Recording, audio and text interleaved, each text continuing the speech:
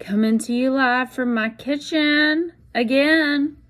Jenny from the block. Okay, so I do want to get my 2 cents in here about Gabby Petito.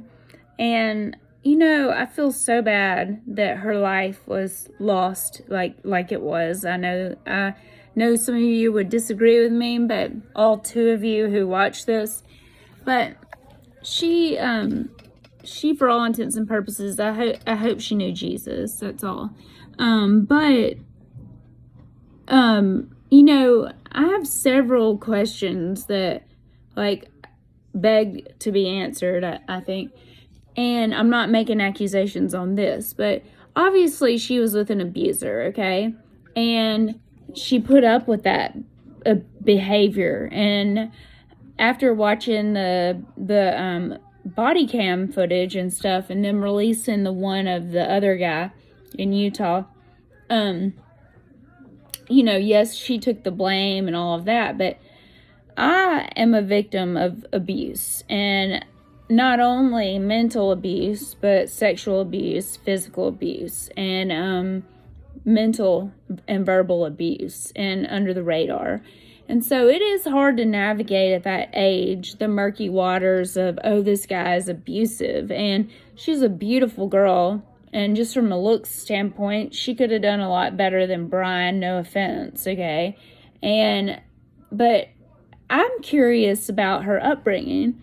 And all throughout, whenever her dad was talking, and I'm not accusing him of anything, I'm just coming with a little bit of discernment.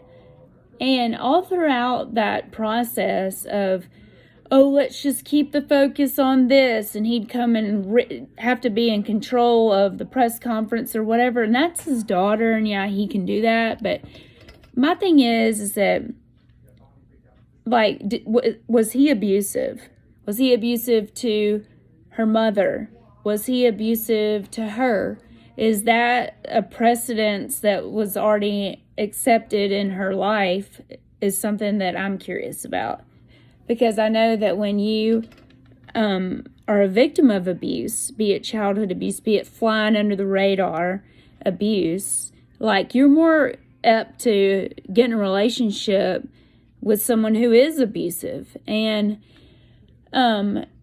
you learn to cope, and you learn to try to hide things, and you learn to try to protect your family's secrets and all of that. So that's just something that I have in my own mind about her. Why did she put up with his crap? Why did she, but I know the answers to all of that too. I know through some abuse personally of mine where it was hellacious, my life was. And, but yet I put up with some things just for the sake of other family members, and to try to not bring reproach on their name, to try not to have them taken away from their parents. And also, I've been ridiculed in my life, and my own ex-husband even, I'm going to say that he would say, I don't even believe that you were abused or whatever. I'm like, well, congratulations on your version of reality, because you don't even know me.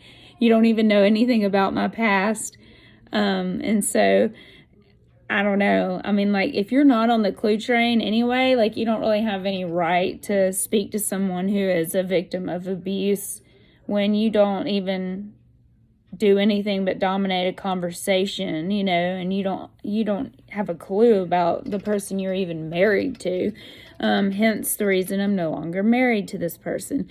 So I just say, I don't know anybody's thoughts on that, but like I said, she's we're a team, and she took up for him, and he's all playing it cool. But from the body language standpoint, I am an expert, okay? I'm sorry. I've got some expertise on body language.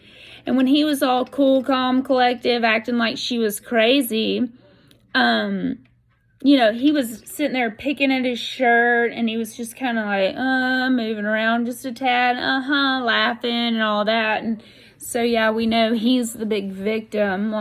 He couldn't have handled, whatever. And, then I'm It's her van. I mean, I didn't quite look up the license and registration papers or anything, but it was her stinking van.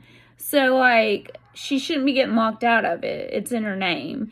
And so, yeah, they're a team. They were engaged, whatever, but that behavior is just very inconsistent with someone who's a healthy person. And I think that maybe in her life, there's been a history of abuse. That's just my thoughts.